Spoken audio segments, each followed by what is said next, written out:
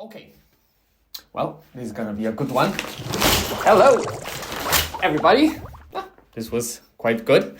And welcome to episode 5 of the Showerpodcast. I'm your host, Chip, where I podcast from my shower and you do you.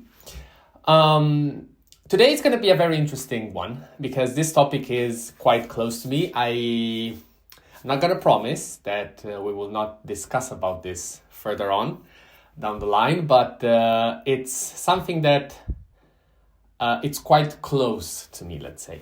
And the topic is luck. I would like to discuss with you what it means to be lucky. What is luck? How we perceive luck and how does that impact our day-to-day lives. I'm not going to hide to you that this is also connected to the fact that of what we discussed in episode 3. Since, luck was a big factor. You can be lucky and get one of the rarest cards in there and not be lucky and not find it. But what I just said proves a bit the point that luck is very subjective and objective at the same time. This is something that these kind of topics are really my favorites because there is no even if there is a specific, clear and objective definition of what it means to be lucky, and in my perspective, it's simply, if you ever heard of the Gaussian curve or the normal distribution, which is basically what governs all the laws and all the probabilities in the world, as long as you are on the slightest tip on the right end of it, so you're slightly above average, you are being lucky, aren't you? But we don't use usually lucky in that sense. When we say lucky, we mean that we are at the 0.0000001% of that distribution. And I think that this kind of reasoning is very, very toxic for us. And let me tell you why. Overall, I consider myself a very lucky person. And the reason why I say that is because in normal circumstances where my expectation, and connecting also to the other episode, is always more or less in the middle. I try at least to not set my expectations too high because then, well, you know very well what can happen and you set yourself for a failure. Whereas if you look in the middle and anything that goes beyond that brings you a feeling of joy because you have been lucky.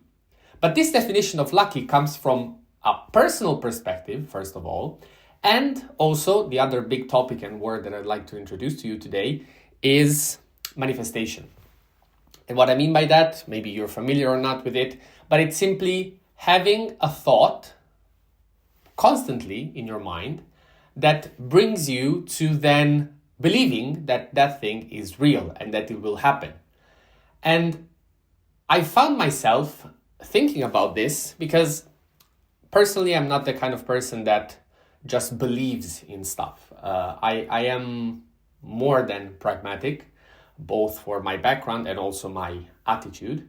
And therefore, I'm not just going to wait there and hope that things will go well or that I will be lucky. That is not something that I like to do. So I like to be in control as much as possible. And when it comes to those things where sometimes the only thing that you can do is indeed hope to be lucky, I like to put myself in a mindset that makes it believable and realistic only to have that thing that I have in my mind. I genuinely believe that as long as we are convinced enough, but again, the line is very subtle.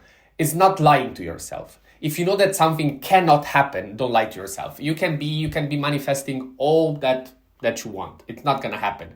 If something is unrealistic, sure, there is the 0.0001%, but it will, again, never happen as you wanted. But if you are in a situation in which it's plausible and possible that things might go your way, why not hook on that feeling? Why not believe, yes, this is what is going to happen. Let me act and be in a position when that opportunity comes, I will be there and my mind will be ready to get it. And this has happened to me with job interviews, with personal situations, with what happened yesterday after I finished the when I recorded episode 3. I've put myself in a mindset that I was like, okay, things haven't gone my way, but let me just go with it and enjoy what's coming. And the moment that I got lucky, and for who is not seeing this, I used imaginary quotes. I know I shouldn't. I then enjoyed it way more and I consider myself lucky. Whereas if I just stopped to the unrealistic expectation of finding something that was extraordinary, well, that thing might never have come and I could sit here and tell you that I'm an unlucky person when the facts would be the same. And again, if you look at it at an objective, in an objective way, I have been lucky. And I generally believe that when you talk to people, when you try to, I think it's another one of these topics that really define the way that a person sees themselves and also the way that they have lived life and been told what being lucky means. It comes for sure from a place that if you didn't have the opportunities that you desired and you've never felt like you received the things that you were working for, it is very likely that you'll consider yourself an unlucky person. But at the same time, if you would let somebody else look at your situation from an outside perspective, well, then things would be very different because they would be able to point out things that, again, are objectively lucky, have been lucky for you, and you just take them for granted. And I'd like to close on this note and just, when you think about yourself, when you say to yourself, was I lucky?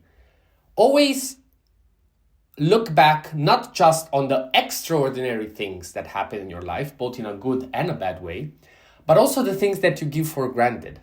Because also those are part of your experience, are part of your bias.